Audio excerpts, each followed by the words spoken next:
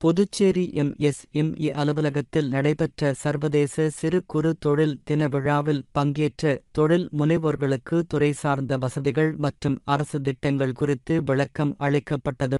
லகு உத்யோக் பாரதி சிறு குறுந்தொழில் முனைவோர் சங்கத்தின் தலைவர் பாஸ்கர் தலைமையில் நடைபெற்ற நிகழ்ச்சியில் துணைத் தலைவர் வேலுசாமி, பொதுச் செயலாளர் விஸ்வேஸ்வரன், பொருளாளர் சுரேஷ் பாபு ஆகியோர் முன்னிலை வகித்தனர்.